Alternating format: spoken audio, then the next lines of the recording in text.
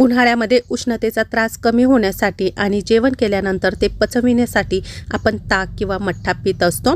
जसा लग्नाच्या पंक्तीमध्ये मठ्ठा बनवतात ना, अगदी त्याच प्रकारे आपण आज घरच्या घरी मठ्ठा कसा बनवायचा ते बघणार आहोत। तुम्ही एकदा केल्यानंतर पुन्हा पुन्हा करशाल। तर सुवर्णास किचनमध्ये पुन्हा एकदा तुमचं सर्वांचं अगदी मनापासून स्वागत। सर्वात आधी कढईमध्ये इथे मी 1 चमचा जिरं आणि 1 चमचा ओवा घेतला। ओवा आणि जिरं आपल्याला हलकंसं भाजून घ्यायचं आहे। त्यातून थोडासा सुगंध यायला लागला की लगेच शेगडी बंद करून टाकायची। फार जास्त जाळायचं नाही किंवा करपू द्यायचं नाहीये। आता हे सर्व काही आपल्याला कुटून घ्यायचं आहे। तर तुम्ही मिक्सरमध्ये फिरवून घेतलं तरी पण चालेल। जिरं आणि ओवा आपल्याला थोडासा क्रश करून घ्यायचा आहे, म्हणजे त्याची ना पावडर करायची आहे। थोडीशी रवाळ असली तरी पण चालेल, काही हरकत नाही। तर हा आपला मठ्ठ्याचा मसाला तयार झालेला आहे।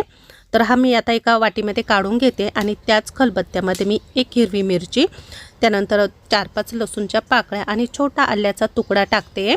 तर हे पण मी छान असं कुटून घेते। यामध्ये पुदिना आणि कोथिंबीर पण टाकायची आहे।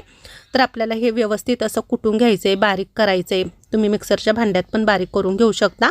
तर हे बघा, अशा प्रकारे इथे मी हा ठेचा बनवून घेतलेला आहे। आता मी मठ्ठा आज आहे ना मातीच्या भांड्यामध्ये बनवते।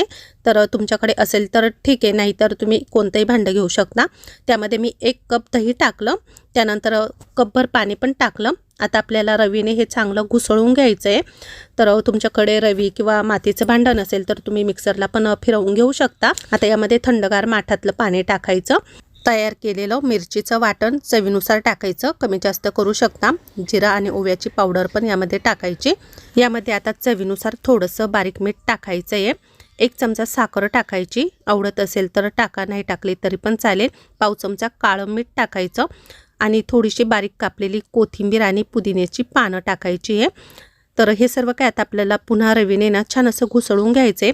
थोडासा बर्फाचा तुकडाही टाकला मी यामध्ये थंड होण्यासाठी आणि माठातलं पुन्हा थोडंसं पाणी टाकलं 1 ग्लासभर। तर 2 ते 3 ग्लास हा मठ्ठा झालेला होता। तर सर्व काही आपल्याला व्यवस्थित असं घुसळून घ्यायचं आहे। अगदी लग्नाच्या पंक्तीमध्ये करतात ना, तशाच प्रकारचा मठ्ठा आज आपण घरच्या घरी बनवला। आता आपला हा मठ्ठा इथे तयार झालेला आहे।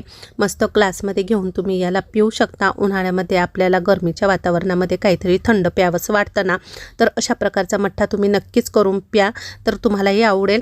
आजची रेसिपी माझी तुम्हाला आवडली असेल तर लाईक करा, शेअर करा।